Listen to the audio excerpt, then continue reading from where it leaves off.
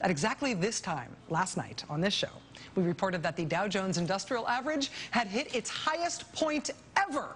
Yesterday was the first time ever that the Dow had closed over 15,000, which is a remarkable achievement for that collection of numbers. It had never been that high ever. Even more remarkable, though, it turns out maybe it wasn't a fluke, or at least it wasn't a one-day fluke, because today the Dow went up even further, and it stayed up above 15,000, so we have not only hit the 15,000 milestone, we are staying above it.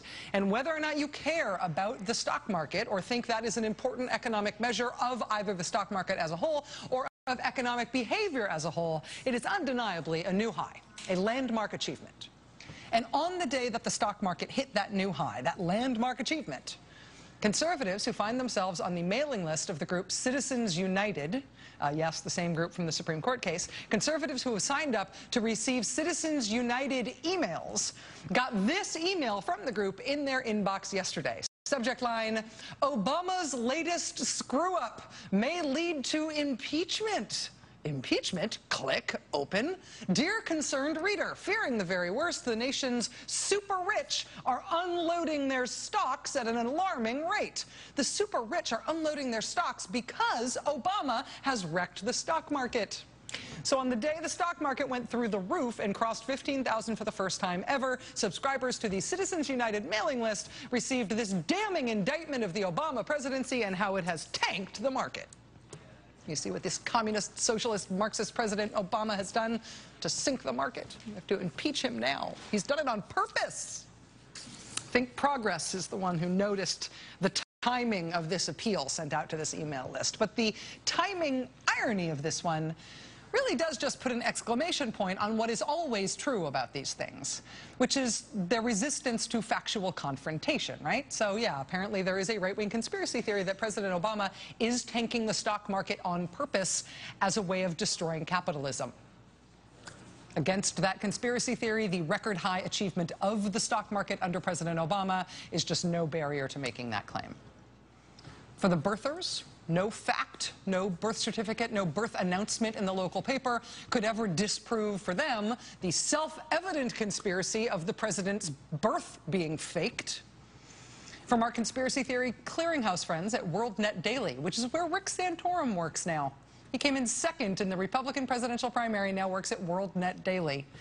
Over at WorldNet Daily, nothing could ever disprove to them their conspiracy that they uncovered to hide the fact that President Obama is not only secretly gay, but President Obama was secretly gay married, even before everybody knew there was such a thing as gay marriage, and he killed all his gay boyfriends, obviously. So sure, to you, the facts may appear otherwise about President Obama, but over at WorldNet Daily, they have proved this one to their own satisfaction, using photos and things, and photos of things. Is this stuff crazy? Yes, of course it is crazy. But it feels great, doesn't it? Ideologically, it's just comforting to kind of wrap yourself up in this stuff. And there is a market for this stuff because of it. And the market for this stuff does not stop at the fringe. And watching that fringe weave itself into the mainstream of Republican politics has been one of the most important ideological hallmarks of the Obama years. And in that spirit, I want to take a moment here to give some unsnarky and serious kudos to Laura Ingraham, who is a conservative talk radio host, but one who I think sometimes does a very good job. And last week she had on her show Oklahoma Senator James Inhofe. He was pushing one of the most recent conservative conspiracy theories that the Obama administration is buying as much ammunition as they can get their hands on, so there's none left for the rest of us. See, that's how they're really going to disarm us, by taking away all the bullets. Then the Obama government can wage unopposed violent war on the disarmed populace of the United States. Open your eyes, sheeple. But in hosting Senator Inhofe to spell all this out, Laura Ingraham, the talk show host, God bless her, actually asked the senator some useful follow-up questions to try to get him to explain exactly how this conspiracy works. Listen. So what are they going to do if they want to violate our Second Amendment rights? Do it with ammo. Can you explain this to me? What do they need it for? Well, they don't. That's the point. But people had, I mean, but it had been purchased before Obama by the well, yeah, not these numbers now, Laura, not these numbers. And the best evidence of that is look what happened to the supply. The supply is gone, and where did they go? The supply, some of it, of course, people knowing that we have a president who wants to take away, they're buying it up, but not to those proportions. Now, I know this for a fact because I know the people that are concerned about this. And so there's no downside if I'm wrong on this. The last part of this, I feel like I want to preserve it in lucite and make a plaque out of it. And then I want to give it out to people as an award. He says, I know this for a fact because I know that people are concerned about this. And so, there's no downside if I'm wrong. It's perfect. But this is not just something that is hatched from the mind of Senator James Mountain Inhofe of Oklahoma. It's not just something he says on conservative talk radio to get people all excited, even if he does occasionally confuse the host. Senator Inhofe has introduced legislation based on this conspiracy theory. It's called the Ammunition Management for More Obtainability Act of 2013. Among other things, it would prohibit the federal government from purchasing or possessing at any one time more rounds of ammunition than the monthly average of the number of rounds of ammunition purchased by the covered agency during the period beginning on January 1st, 2001 and ending on December 31st, 2009. 01 to 09. In other words, the Obama administration will henceforth be disallowed from buying any more ammunition than the Bush administration did. How terrifying would it be if the first black president bought more bullets than the previous white president? We have to stop that from happening, America. Today, the other Republican senator from Oklahoma, Senator Tom Coburn, withdrew at the last minute his proposed legislation that is also based on the conspiracy theory that the Obama administration is buying up all the ammo. Senator Coburn's legislation would have created a federal registry for federally owned guns and ammunition. It's a federal registry, but only for the guns and ammo owned by the federal government. When Senator Coburn started getting asked why exactly he wants to start tracking government guns and ammo, Senator Coburn withdrew the legislation today, saying it was, quote, a show of goodwill. Every time there's a big event in the country now, even if it's a seemingly totally apolitical event, the political reaction on the right, you can see it at work, goes very quickly to the question of whether it could possibly be an Obama administration conspiracy. It just comes with the territory these days. It's been woven into the way that the right wing approaches even day-to-day news. It's how the right wing thinks about things. So, like when the Boston Marathon bombing happened, the story for the right and for some members of the Republican Party in Congress was not that the Boston Marathon was bombed. The real story there, the real story we ought to be talking about there, is the Boston Marathon bombing conspiracy and scandal.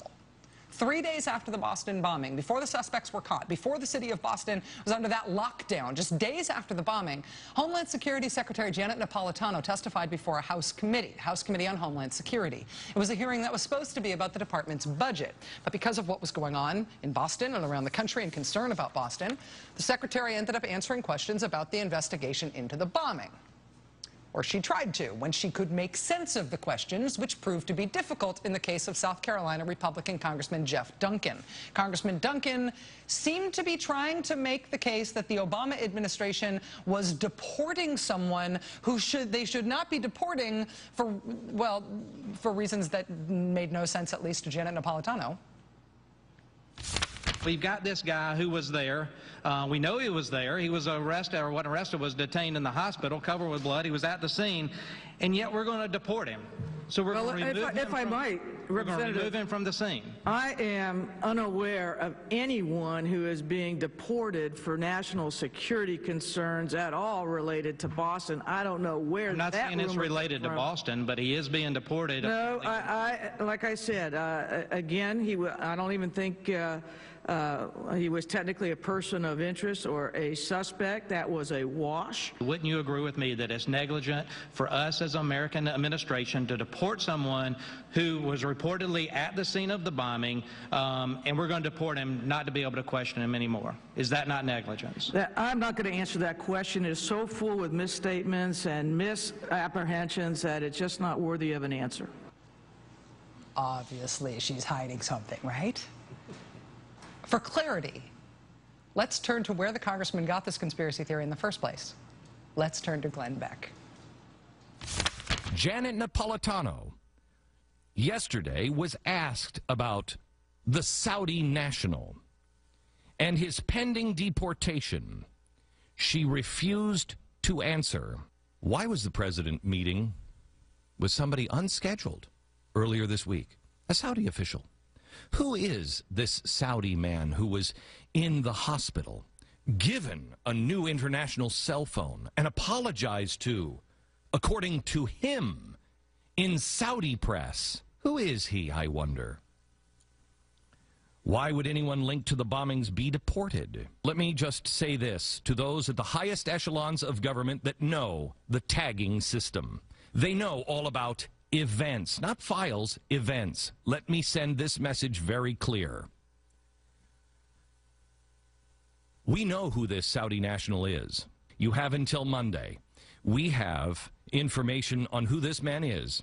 And listen to me carefully in your little event world.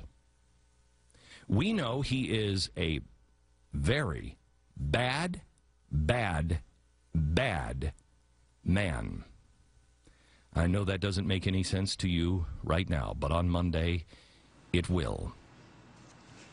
That was Friday, April 19th. Then the Monday after that passed. Does it still not make much sense? That's okay. But I can tell you, it apparently involves something about Michelle Obama and visiting a person in the hospital, and maybe he was from Saudi Arabia, and maybe he was the real bomber, and maybe it was a huge cover-up of who really was responsible for the bombing, and Michelle Obama personally was protecting that person because maybe the White House arranged the bombing of the marathon for political purposes that obviously are too obvious to have to understand. Yes, that is the theory. Glenn Beck, you have until Monday, and then it will all be exposed. Remember right before the election, the reaction on the right to the unemployment rate going under 8%? Obviously, the answer cannot be, yay, the unemployment rate is dropping. And it can't be, yeah, this might be good for the country, but we on the right see this as bad for us politically because it makes the president not look so bad. That would be a normal political reaction. In today's right wing, the reaction was that there had to have been a conspiracy by the Obama administration to rig the unemployment rate for political purposes. The same congressman, Jeff Duncan, who asked Janet Napolitano those incomprehensible questions about the real bomber and the Boston bombing conspiracy scandal cover-up, that same congressman has also now sponsored legislation that would get rid of the unemployment rate. It would effectively eliminate the unemployment rate and any measure of economic growth or the size of the economy by prohibiting the Census Bureau from gathering the information that is used to compile economic information, including the unemployment rate. Because, hey, who needs that? And besides, that gives them less to manipulate for political purposes. Today in Congress, the attack on the diplomatic mission at Benghazi in Libya, the attack that killed 4 Americans. Today, the line from the Republicans in Congress was that that was not something that should be seen as an attack. That is something that should be seen as a conspiracy and a scandal.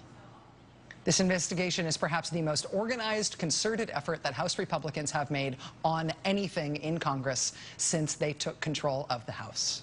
They have voted to repeal Obamacare 39 times. They just announced that there will be a 40th vote to do that next week because you know why not. But in terms of working on their own ideas, the Benghazi hearing is pretty much it. This is the most ambitious thing they have done. And the idea here is that this was not an attack on the U.S.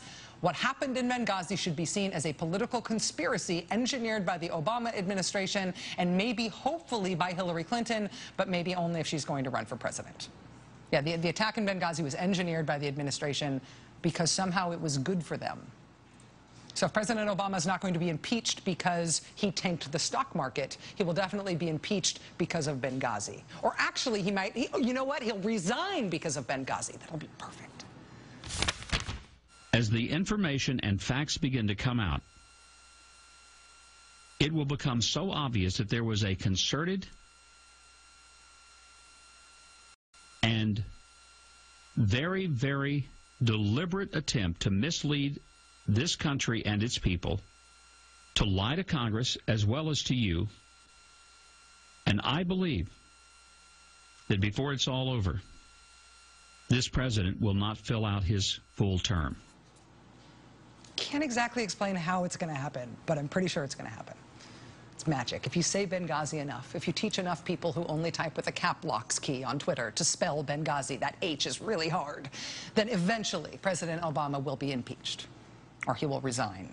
And then we will get all of our ammunition back and we'll finally get to meet his gay husband.